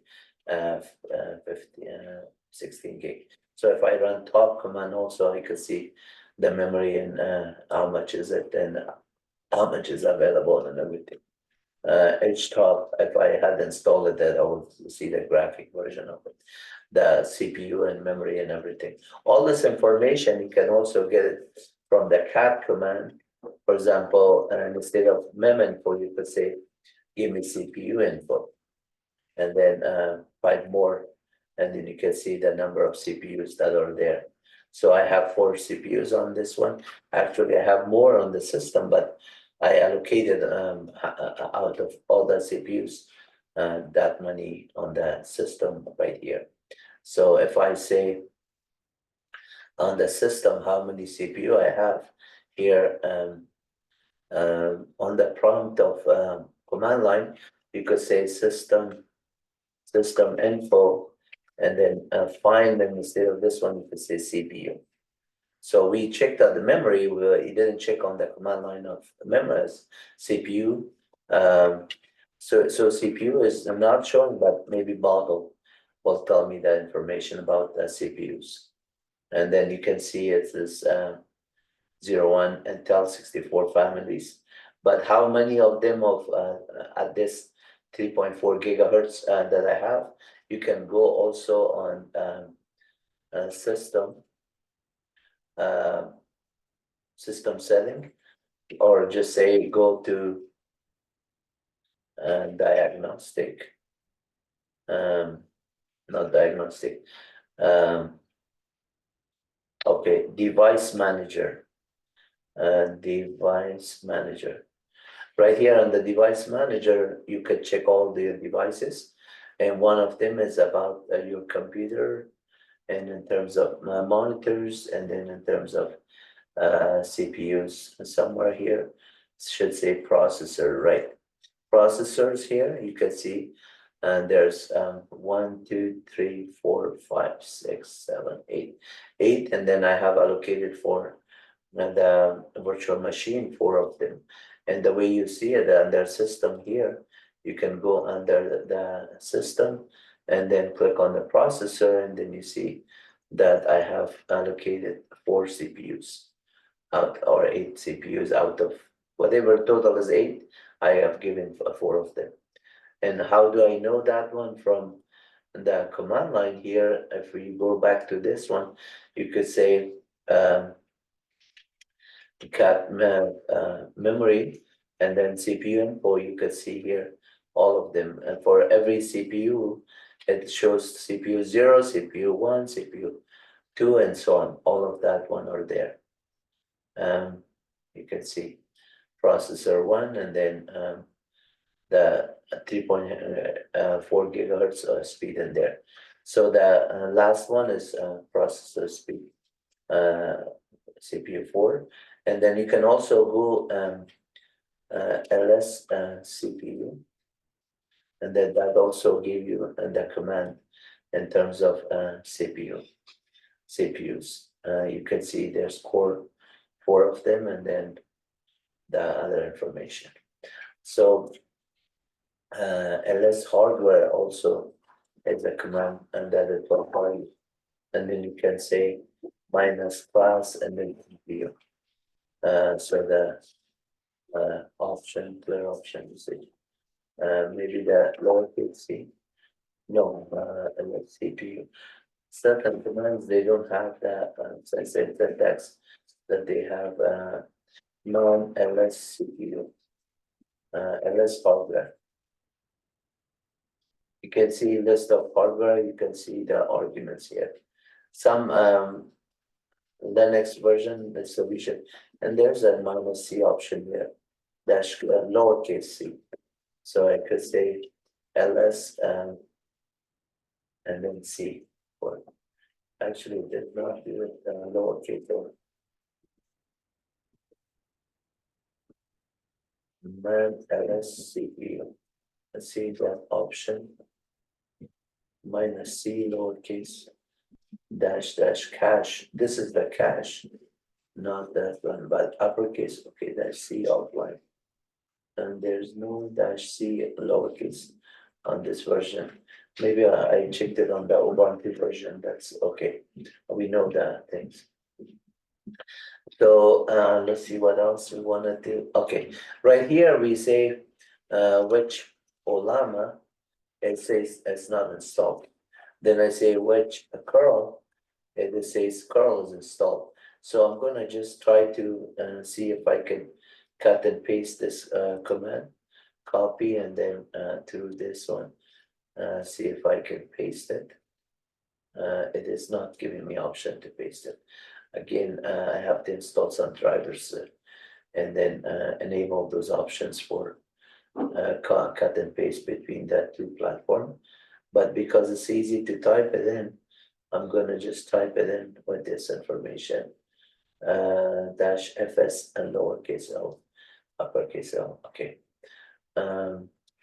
So fs file system, and then sl is uppercase, and then ollama.com installed on such. Okay, so I memorized that command. It just says you say curl, and then you do it with the user that you want to do it, ID-un, which is in this case not super user or switch user as root.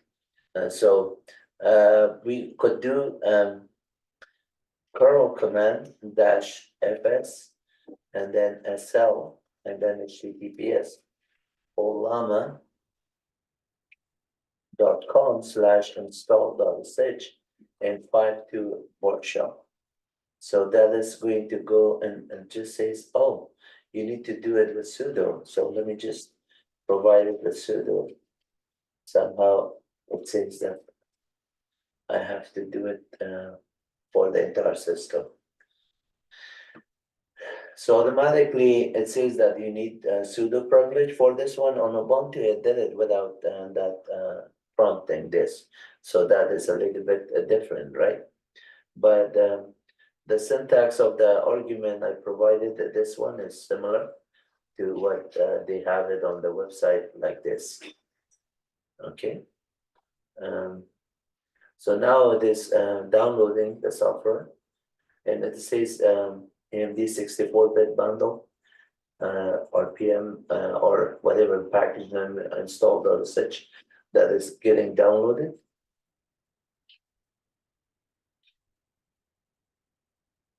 So I'm going to, while this one is done, I'm going to open another terminal and check on some stuff here.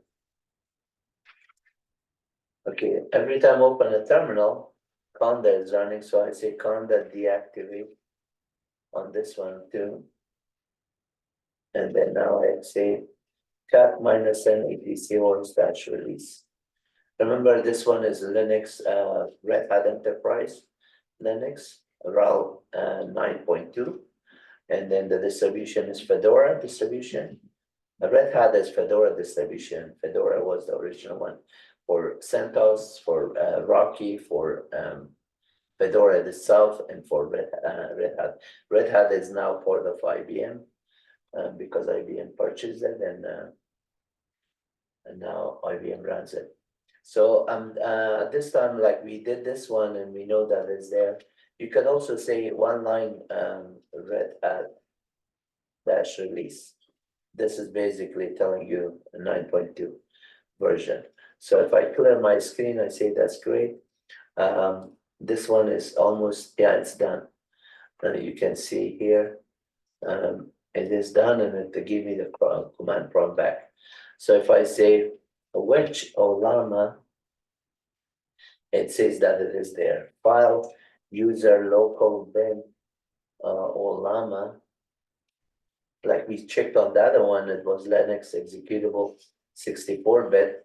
But notice that when I did this one, if I was on my home directory here, if I say ls minus ltr, and there's nothing here that was downloaded here. If I just go on this system and say DNF list, it shows me all the packages that are there. On the other one, we were using apt as package manager, and this one you can use yum, and then the newer version of replacement for yum is a DNF.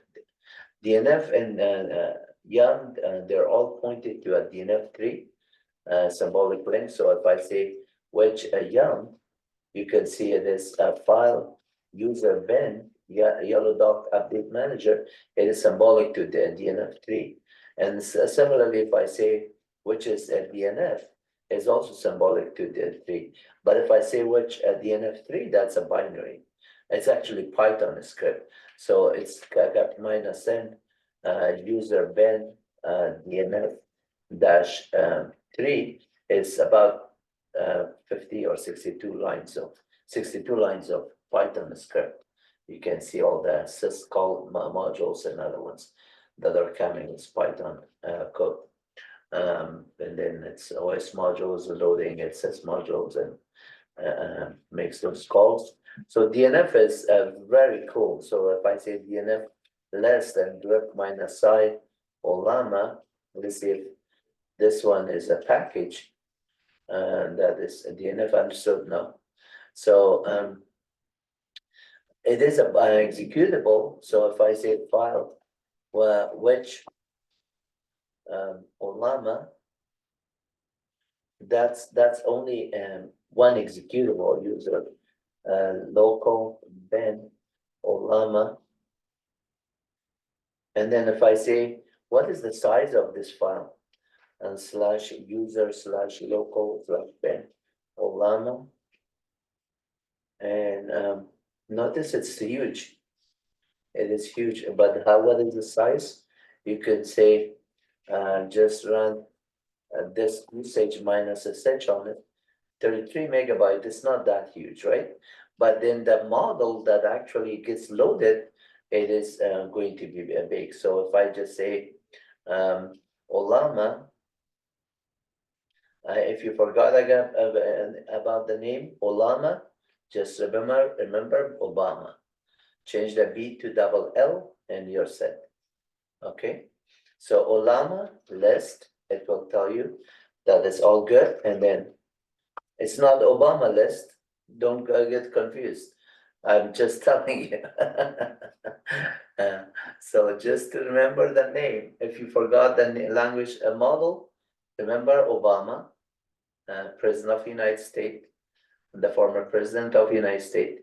And then instead of the B, change it to double A, and there.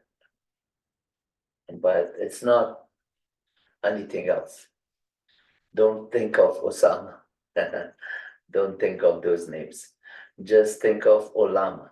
Okay. I don't know why they come up with these kind of funny names. It's Obama is not a funny name, but Ollama is sound like funny name, but it is. You can see the logo also. So Ollama list, it tells you that it's nothing loaded, and then I say Ollama poll, Then I'm gonna do a small one, Llama 3.2. And then now the full manifest does not exist. So let me just see what I did. I think it is Ollama. So it was not showing here. Let me Ollama pull Ollama 3.2. So the way you would know this one if you just go back here and just say the model that I'm looking at here for Llama, I think it was, yeah, not Ollama, right? LLM 3.1. So 3.2 is the one that I was doing it earlier. I think, yeah. Yeah, there's no O in front of it. That's what the model. Let me see what I'm typing here. And then 3.2. Yeah. So I was mistyping something. Again, I was telling you about the name. It's hard to remember because you're memorizing thousands of different syntax and arguments with all these function calls and every programming languages and every functions and modules that are having thousands of modules, and then within thousands there's millions of parameters. Some of these ones have millions of billions of parameter files, parameters, not parameter files. So you're not gonna forget it, and if you forget it, just associate with something. That's how I memorize it. I will never forget the name of President Obama. And then I just changed the B to a double L, and I'll remember the name. So the large language model, it's a Llama, maybe it is LL for large language, Meta A for maybe AI stuff. But how they come up with that name, someday somebody is already explaining it. It is somewhere on the internet. And then we could ask the large language model itself to see, maybe they could just give us some kind of a clue how the name came up with, and then all of that. So while this one is 72%, I'm gonna just try to ask that question on the Windows, since we didn't delete that one. See if we could say Ollama,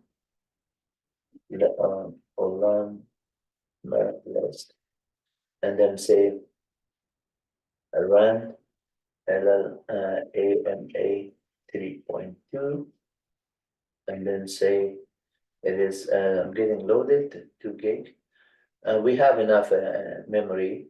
I'm not worried about that, and so I'm going to say, what is the name LLAMA 3.2 stands for? Okay, let's see if it tells us exactly. Couldn't find any specific information. Wow, specifically stand for this, the name actually. So you are not aware of yourself, and you're not aware of what is my name, because you don't understand that one. But let's see if I could just say this one without this.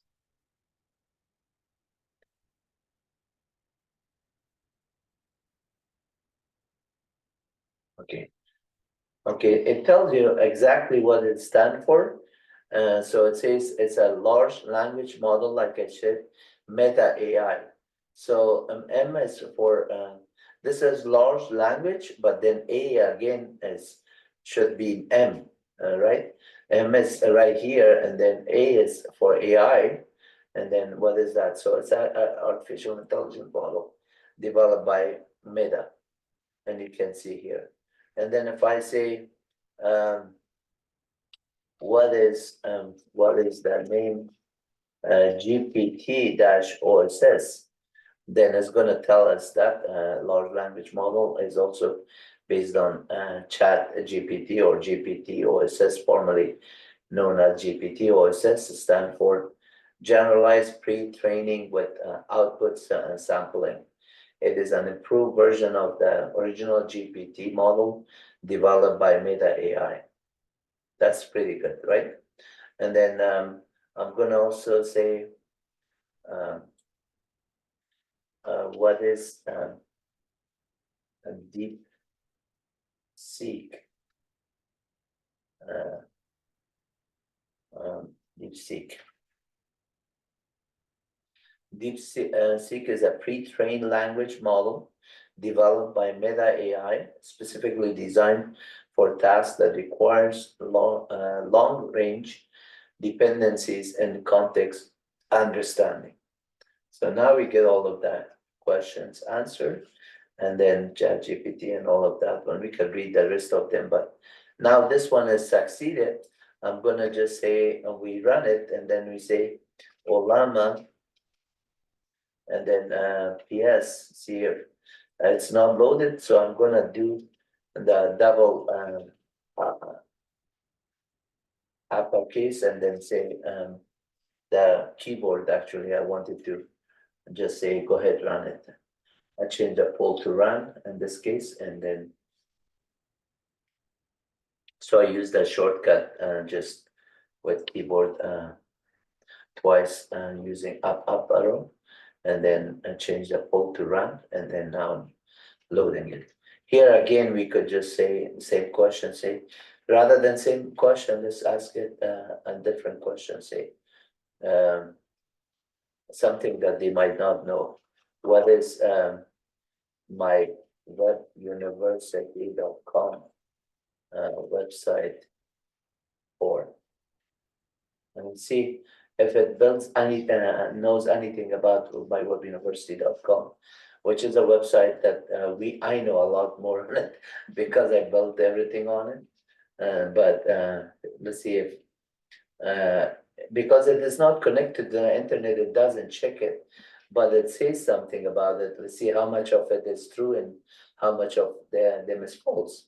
So it says MyWebUniversity.com appears to be a diploma mill or online institution that offers degree programs. However, I couldn't find any reliable information about legitimacy or accreditation. It is essential to note that diploma mill are often criticized and so on. So a lot of the details that are being told is not accurate, and then it is just guessing it, and then sometimes it says, oh, this has this and that, but it is not accurate. And it says it offers courses online, all that detail, which are not accurate. So these large language model, it fails in some way that is not just up-to-date information. And the information that is guessing is sometimes biased, or sometimes false, sometimes not up-to-date. So don't trust everything that ChatGPT or DeepSeek or any other large language model works, because they're not dynamic, first of all. They're not connected to a website to pull the data. They're not connected to a database. They're based on the large language model that they're guessing information or reading based on their knowledge that are very kind of outdated information. So anything news that are there is not up to date. That's the negativity part. The positive part of it is that you could ask them question on, give me syntax for this code or that language, or give me this formula, give me scientific numbers or something. It will just do it. What is what is the value of pi? So right away it should tell me that 3.14 or something. The pi is 3.14, and then the larger numbers that is there. That's good. So if I say, what do you think youtube.com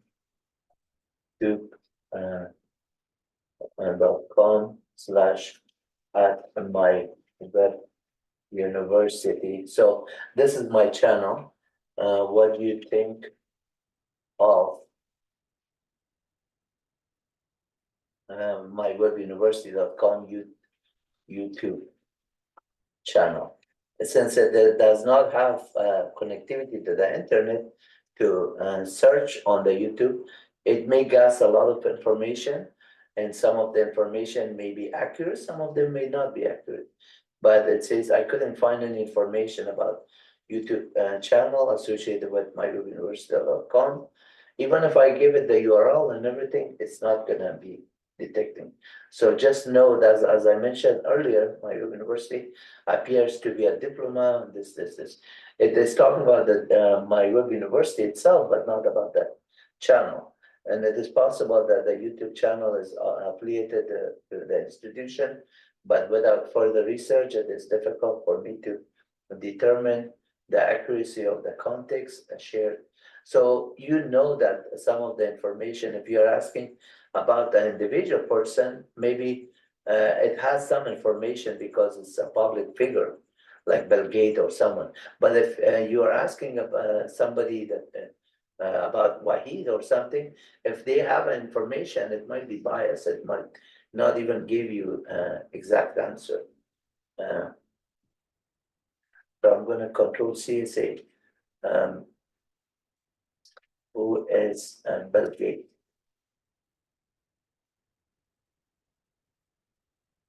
Since it's a public figure, and that before 2021, they know about this person, most likely it says, you can tell it right away. It says Bill Gates is an American business this and software developers. He originally started with DOS, disk operating system, then Microsoft, then Windows 95, Windows 3.1, Windows NT, Windows 95, Windows 7, and Windows 8, and then jumped from 8 to 10, 11, and so on. All of that one with server side of Windows as well as desktop and client side. But I'm going to control C out of this one, say thank you, say clear it. I'm going to say bye, and then say Ollama list, and then it's 2 gigs. So if I say free-h, I'm going to say go ahead and remove that one. Ollama, yes, it's running. Ollama RM, and then the name would be LLAMA 3.2, and then that's deleted. Now I say Ollama PS is not there, and free 6.2 gig should be 8.2 gig now. If I just say run the free, it is actually 10.2 gig. It's a lot more. So 3 gig was freed up. So now I'm going to say from here, remember earlier I was doing this, I could say, go ahead, since that program is loaded, show me the memory, how much I have, because I have allocated 16 gig, and now my memory is about 9 gig is free. So I'm going to say, go ahead and shut down this one, shut down -H now. I'm not gonna wait for it because these are VMs. I could do this one, but if you're running a server that is a database running, you don't do shutdown -H now. You just make sure that you stop the database, stop all the processes, stop all the application. In fact, you stop all the application that are connected to the database first. Then once the application are stopped, then you shut down the database, and then after you shut down the database, you shut down the server. So and then sync it before you shut down the server. So right now, syncing, like running sync command a few times and making sure all the I/O is happening on the system. So at this time, I'm just doing shutdown. I did it, and I'm done with this one. I'm done with this one. But if I go back in my command prompt, remember it was 9.4 gig. Now it's a lot more because 16 gig that I was allocating it is all available for it. So now it's 21 gig available. Obviously, on that task manager, if I go that task manager and look at the process information and memory and CPU, the performance, you can see all of that. One is helping here. Okay, it's 1 o'clock in the morning. Tomorrow I have to go play soccer. I'm gonna go to sleep right now before I exit out of this one. God bless you all. Take care. Bye-bye. Have a good one.